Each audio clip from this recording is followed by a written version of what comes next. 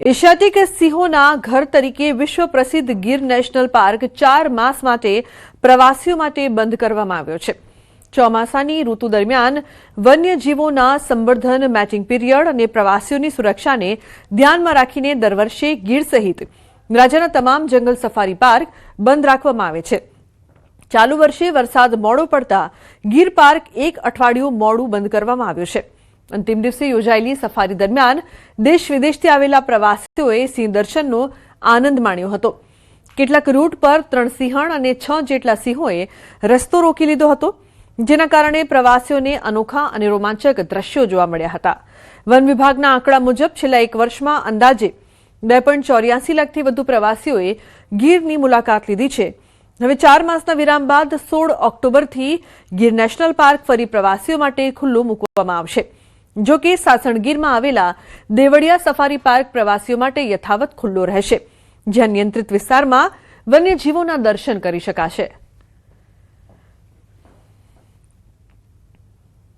दिनांक 23 जून 2026 से हमारे गीर अभयारण्य को प्रवासन के लिए बंद किया जाएगा और अब जून में बंद होने के बाद हमारा अभयारण्य अक्टूबर मास में प्रवासियों के लिए पुनः खुलेगा। जैसा कि आप जानते हैं, हर वर्ष लाखों की संख्या में प्रवासी हमारे यहाँ आते हैं। यदि मैं अप्रैल 2025 से जून 2026 के आंकड़ों की बात करूं तो हमारे गीर अभयारण्य में 2,84,000 और देवलिया गिर परिचय खंड में 9,27,000, इस प्रकार 11 लाख से अधिक प्रवासियों ने हमारे विस्तार में भ्रमण किया है। हमारा आज का जो बुकिंग था, हमारी लास्ट डे की लास्ट ट्रिप थी। ऐसे लग रहा था कि आज नहीं दिखा तो फिर कभी नहीं दिखेगा, इधर आना हमारा बेकार हो जाएगा, पर ऐसा नहीं हुआ। यहाँ पर लास्ट डे पर लास्ट ट्रिप पर हमें एक साथ 2 लायन देखने को मिले और वो भी बहुत करीब से, और 6 से 8 लायनेस देखी हमने और 2 बेबी क्यूब लायन भी देखे, और ये हमारे लिए बहुत अल्टीमेट ट्रिप था।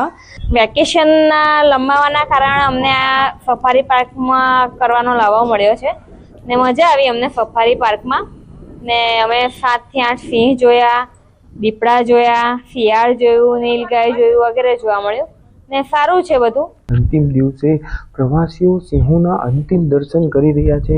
સીધા જ આપ દ્રશ્યો જોઈ શકો છો કે 1 2 નહીં પરંતુ એક સાથે 10 જેટલા સિંહોએ રસ્તો રોકી લીધો છે। ઓક્ટોબરના 15 તારીખ બાદ છે તે ફરી આ સાસણ પ્રવાસીઓ માટે છે તે ખુલ્લું મૂકવામાં આવશે। ત્યારે છેલ્લા જે ઓક્ટોબર 2025 થી જે આજ દિવસ સુધી 2,84,000 જેટલા પ્રવાસીઓએ સિંહ દર્શન કર્યા છે અને એક્સક્લુઝિવ દ્રશ્યો છે ન્યૂઝ 18ની સ્ક્રીન પર પણ કે અંતિમ દિવસે આખો સિંહોનું ગ્રુપ છે તે પ્રવાસીઓને નિહાળવા મળ્યું છે અને પ્રવાસીઓ ખુશખુશાલ છે। અમાર વખાઈ ન્યૂઝ 18 ગુજરાતી, સાસણ ગીર। अन्य समाचार जूनागढ़थी खुला कुआमां सिंह बाळ खाबक्યું। वाणंद सोसायटी विस्तारमां घटना बनी छे। वन विभागनी टीम घटना स्थळे पहोंची तो भारे जहमत बाद सिंह बाळનું રેસ્ક્યુ કરવામાં આવ્યું। સિંહ બાળને તબીબી તપાસ માટે ખસેડાયું છે તો વન વિભાગ દ્વારા રેસ્ક્યુ કરવામાં આવ્યું હતું।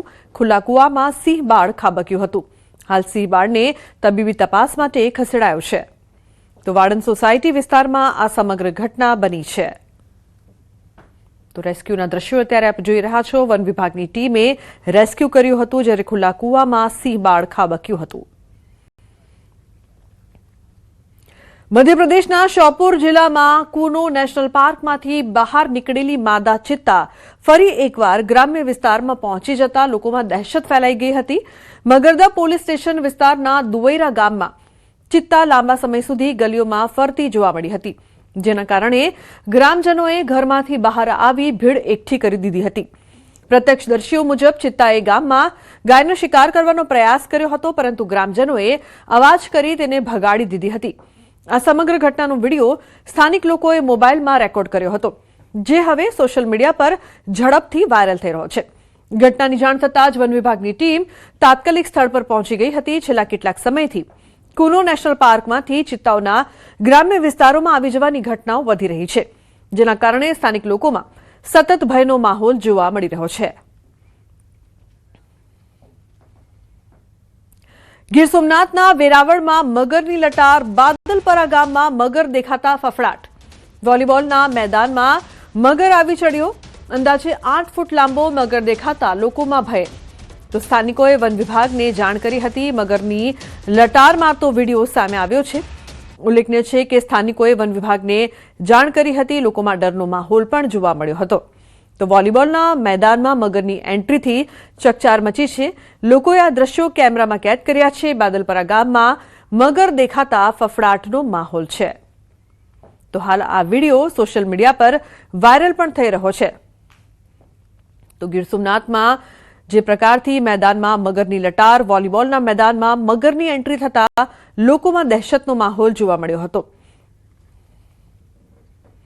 વલસાડ ક્રાઇમ બ્રાન્ચે વિદેશી દારૂની હેરાફેરી કરતા 2 વિદેશી વિદ્યાર્થીઓની ધરપકડ કરી લીધી છે.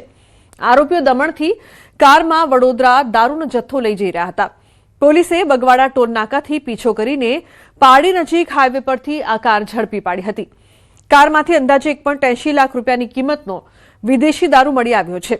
બંને આરોપીઓ અનુક્રમે ઝિમ્બાબ્વે અને કિંગડમ ઓફ ઇશ્વાતિનીના વતની છે. આરોપીઓમાંથી એક આરોપી મહિલા છે. બંને આરોપીઓ વડોદરાની ખાનગી યુનિવર્સિટીના સ્ટુડન્ટ વિઝા પર અભ્યાસ કરે છે. તેઓ દમણ ફરવા આવ્યા હતા અને મિત્રો સાથે હોસ્ટેલમાં પાર્ટી કરવા માટે આ દારૂ લઈ જઈ રહ્યા હતા. બંનેનું નામ વિક્ટર તફારા અને સીઝા બુલેસીલે એન્જલ હોવાનું ખુલ્યું છે.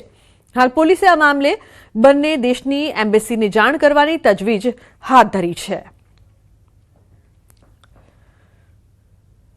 જ્યારે પાર્ટી પોલીસ અને લોકલ ક્રાઇમ બ્રાન્ચ પેટ્રોલિંગમાં હતી એ વખતે ઉદવાડા પાસેથી પસાર થતા ઓવરબ્રિજ પાસેથી એ બ્રિજ ઉતરતા એક લક્ઝરિયસ કાર કિયા હુન્ડાઈ અલ્કઝર જેની શંકાના આધારે એની અટકાયત કરવામાં આવી હતી, જેની અંદર વિદેશી નાગરિક હતા અને એ ગાડીની અંદરથી ટોટલ 802 વિદેશી દારૂની બોટલો કિંમત ₹1,79,320ની મળી આવેલી હતી. આ બંને નાગરિકોમાં એક પુરુષ અને એક સ્ત્રી હતા. અરવલ્લીમાં એસટી બસ અને બાઇક વચ્ચે અકસ્માતની ઘટના બની છે. ભિલોડાના જાયલા પાસે અકસ્માતની ઘટના સામે આવી છે. એસટી બસે બાઇક ચાલકને ટક્કર મારી હતી. ઓવરટેક કરવામાં બસ ચાલકે બાઇક ચાલકને કચડ્યો હતો.